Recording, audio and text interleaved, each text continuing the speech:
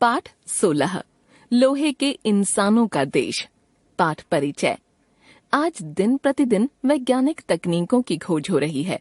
मनुष्य का जीवन सुबह से शाम तक इन उपकरणों पर निर्भर है। इन नई नई मशीनों के कारण चारों ओर प्रदूषण बढ़ रहा है और इसी प्रदूषण के कारण सैकड़ों समस्याएं उत्पन्न हो रही हैं। इस पृथ्वी को सुंदर और हरी भरी बनाने के लिए हमें प्रयासरत रहना चाहिए। चर्चा करें, अपनी पृथ्वी को हरा भरा एवं स्वच्छ बनाने के लिए हमें क्या करना होगा। विचार करें। जीवन मूल्य, पर्यावरण संरक्षण, वैज्ञानिक उपकरणों से बढ़ने वाले रोगों से बचाव एवं सूझबूझ का विकास करना।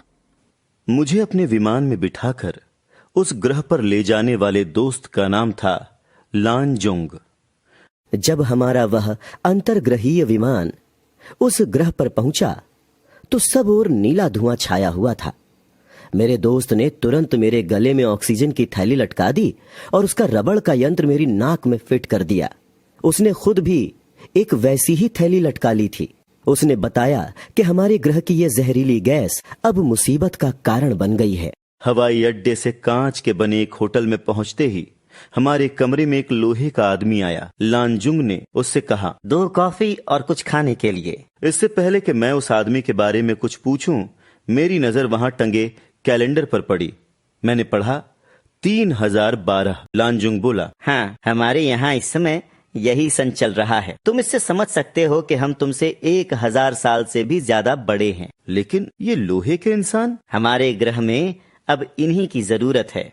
हम इंसानों के लिए पर्याप्त ऑक्सीजन यहाँ नहीं है। अब ऑक्सीजन का राशन कर दिया गया है। इस ग्रह की आबादी बिल्कुल जरूरत के मुताबिक है, यानी जितनी ऑक्सीजन की थैलियां बन सकती हैं उतने ही इंसान जिंदा रह सकते हैं। ओह, हमारे यहाँ तो आबादी घटने के बजाय बढ़ रही है। मेरे मुंह से अचानक ही निकल गया। इस पर वह हंसने लगा और बोला, हमारे यहाँ खाने की समस्या नहीं है, सांस लेने की समस्या है। इसीलिए लोहे के इंसान बनाए गए, नहीं तो लोगों का काम कैसे होता।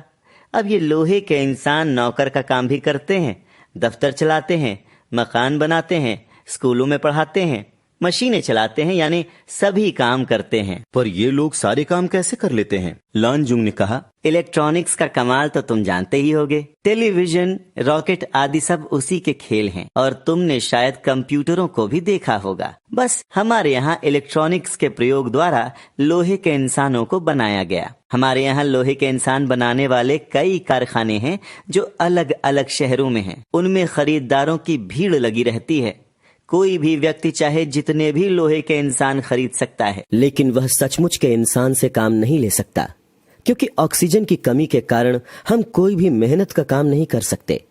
वैसे अब तो अगर कोई मर जाता है तो लोग दुखी नहीं होते, बल्कि यह सोचते हैं कि चलो अच्छा हुआ, कम से कम ऑक्सीजन की एक थैली की बचत हुई। मैं यह बात सुनकर हैरान था कि इस ग्रह में कैसी संस्कृति जन्म ले रही है। क्या विज्ञान की आधिकाधिक उन्नति का यही अंतिम परिणाम है? लानजुंग कह रहा था, सच पूछो तो हम लोग चाहते हैं कि हमें पृथ्वी या ऐसे ही किसी ग्रह में रहने के लिए स्थान मिल जाए जहां हम चैन की सांस ले सकें।